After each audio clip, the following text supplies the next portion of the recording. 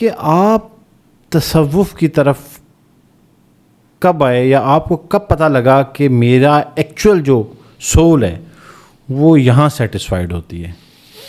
اچھا دیکھیں, پہلی بات تو یہ کہ میں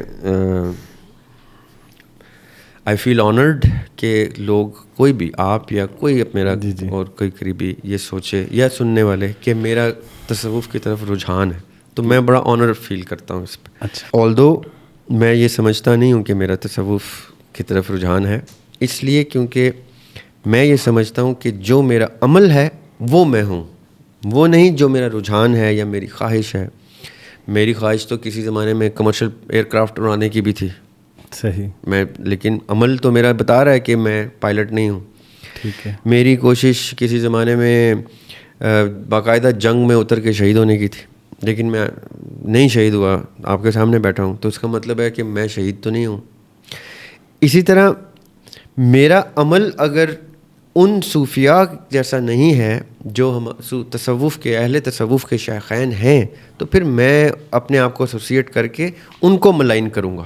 لوگ, اگر میں یہ کہوں نا کہ میں بڑا صوفی قسم کا آدمی ہوں, اہل تصوف ہوں, اور میرے ساتھ کوئی 24 گھنٹے گزار کے کہ اچھا صوفی ایسے ہوتے ہیں, تو پھر بلیم جائے گا ان شیخین کو. جیسے میں مسلمانوں سے اعتراض کرتا ہوں کہ آپ اپنے آپ کو مسلمان مت کہا کریں, کیونکہ آپ کا عمل آپ کے مذہب کو ریپرزینٹ نہیں کرتا. صحیح. دیکھیں میں ایگزامپل دیتا ہوں, اگر کوئی نان مسلم کسی مسلم سے ملے گا تو وہ اس کے ساتھ 24 گھنٹے گزار کے ہی کچھ گھنٹوں میں ہی اس کو پتہ چل جائے گا کہ اس کا نبی کیسا ہے. یہ بات سمجھنے والی ہے. اگر مجھے دیکھ کے کوئی شخص یہ اندازہ لگائے گا کہ میں جس نبی کو مانتا ہوں وہ بھی ایسے ہیں, تو پھر تو میں اپنے آپ کو مسلمان نہ ہی کہوں تو اچھا نا, کیونکہ میرے عمل تو اس قابل نہیں ہے کہ وہ ایمبیسڈر بنے اسلام کا یا آقا علیہ الصلوۃ والسلام کی ہستی کا یا ان کی سنت اور سیرت مبارکہ کا. تو مجھے بہت شرم آ جانی چاہیے. ہم کتنی سیڈ بات ہے کہ کوئی مسلمان بھی, میں بڑے بڑے نامور مسلمانوں سے کو لسٹ میں لا کے, آپ سب لوگ اپنی لسٹ میں لائیں اپنے اپنے فیورٹ نامور مسلمان, آپ ان کی زندگی کے 24 گھنٹے خود نہیں دیکھ سکتے, تو جنہوں نے دیکھے ہیں ان سے پوچھ کے کہیں کہ کیا ان کو دیکھ کے آپ کو نبی یاد آتے ہیں یا نبی ایسے ہوں گے, تو وہ کہیں گے نہیں بھائی ایسے نہیں ہوں گے, کیونکہ نبی پاک صلی اللہ علیہ وسلم یا اصحاب رضوان اللہ علیہم وہ ایسے تھے تو ایسے نہیں تھے. اہل بیت علیہم السلام تو چلیں بہت سپیریئر, آقا علیہ السلام اور ان کی فیملی تو بہت سپیریئر, ان جیسے تو کوئی صحابی نہیں بن سکے, ویسے ہم کیسے بنیں گے, کیونکہ وہ ویسے آپ بنتے نہیں ہیں, ویسے آپ ہوتے ہیں. اللہ تعالیٰ یا ان کو فیملی بنا کے پیدا کرتے ہیں یا نہیں ہوتے. ہم ایمبیسڈر ہوتے ہیں by means of our activities, عمل, ناٹ بائی آور تھاٹ. تو میری سوچ انکلائن ضرور ہے اہل تصوف کی طرف, کیونکہ میں یہ سمجھتا ہوں کہ اہل تصوف تخیل کے معیار کی سب سے بلند حد پہ ہوتے ہیں, سب سے بلند مقام پہ ہوتے ہیں. چاہے وہ فلسفی میں امام غزالی ہوں, ابن سینا ہوں, چاہے وہ فلسفی میں علی حجویری ہوں, شیخ ابن عربی ہوں, شیخ احمد سرندی ہوں, منصور حلاج ہوں, حسین بن منصور حلاج, یہ لوگ ہوں, حسن بصری ہوں, رابعہ بصری ہوں, یہ وہ ہستیاں ہیں جو تصوف کے ایکچول ایمبیسڈرز ہیں. وہ جو باقی ہمارے خطے میں بر صغیر میں جو جن کے نام ہیں وہ تصوف سے ریلیٹڈ نہیں ہیں, وہ اسپریچولیٹی سے ریلیٹڈ ہے. تو پھر یہ جو سلاسل ہیں, اتنے سارے مشائخ ہیں, جی تو یہ سب پھر آپ کے مطابق تصوف کے امبریلا میں نہیں آتے؟ یہ تصوف کے امبریلا میں نہیں آتے, یہ اسپریچولیٹی, یہ ذرا سی ٹیکنیکل بات ہے, آئی ہوپ کہ پیپل انڈرسٹینڈ. اسپریچولیٹی کا مطلب ہوتا ہے علم النفس.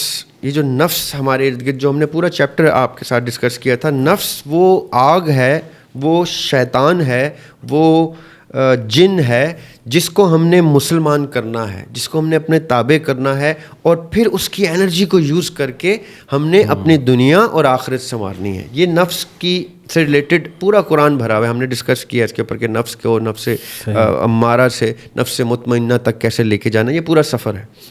اس سفر کے جو سب سے بلند پایا ہستیاں ہمارے ادوار میں گزری ہیں, یہ پچھلی 2-4 بڑی سیریز آف تھاٹ میں, جیسے فلسفہ ایک سیریز آف تھاٹ ہے, اسی طرح ریلیجن ایک ہے, اور اسی طرح تصوف ہے. تصوف کا کوئی مذہب نہیں ہوتا, آپ سمجھیے گا اس بات. تصوف موسیٰ علیہ السلام کے ٹائم پہ خضر علیہ السلام کی صورت میں نظر آیا ہمیں. ٹھیک ہے. تصوف پوسٹ موسیٰ علیہ السلام اینڈ بیفور عیسیٰ علیہ السلام سدھارتھا گوتما کی صورت میں ہمیں نظر آتا ہے. صحیح. جو بظاہر ہندو مت ہسٹری ان کو ہندو مت میں لے کے آتی ہے, انہوں نے اپنے آپ کو ایلیویٹ کیا. اسی طرح پھر عیسیٰ علیہ السلام آتے ہیں, وہ ایلیویٹ کرتے ہیں. انبیاء نے جا کے تصوف کی پیک دکھائی کہ تصوف کا مطلب کیا ہوتا ہے, روح کا ایکسیس. اسپرچولیٹی ہے نفس کا ایکسیس اور نفس کو تابع کرنا. تصوف ہے روح کا ایکسیس. قرآن کہتا ہے کہ میں روح سے اپنے اندر سے اپنے انبیاء کو وحی دیتا ہوں.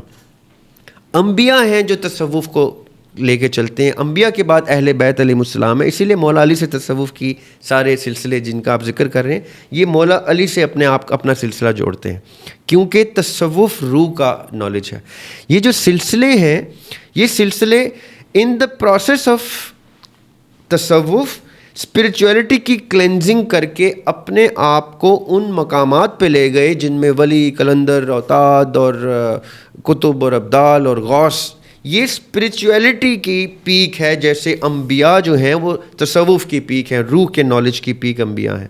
اب ان دونوں کو اگر ہم پیرلل میں رکھیں تو یہ دو مختلف چیزیں ہیں. یہ جتنے سلسلے ہیں یہ تصوف کی پریکٹس کے نہیں ہیں, یہ اسپرچولیٹی کی پریکٹس کے ہیں. بہت خوبصورت چیز ہے اور دین پورا اس کے اوپر کھڑا ہوا ہے, نفس کو قابو کرنے پہ. لیکن اسپرچولیٹی تصوف جو ہے وہ جن کا میں نے نام لیا ہے, امام غزالی ہو گئے, علی حجویری رحمۃ اللہ علیہ ہو گئے, یہ بڑے لوگ ہیں جن کا ان سلسلوں سے ڈائریکٹلی کوئی تعلق نہیں ہے. حسن بصری سے شروع ہوتا ہے یہ سلسلہ, مولا علی کی پرورش میں پلے ہیں حسن بصری, آگے رابعہ بصری, اور پھر یہ پیرلل میں اور چین چل رہی ہے. یہ شیخین ہیں تصوف کے, جو اسپرچولیٹی کے شیخین ہیں ان میں یہ غوث, قطب, ابدال, یہ شیخ عبد القادر جیلانی رحمۃ اللہ علیہ اور یہ باقی چین آتی ہے. تو یہ دو مختلف چیزیں.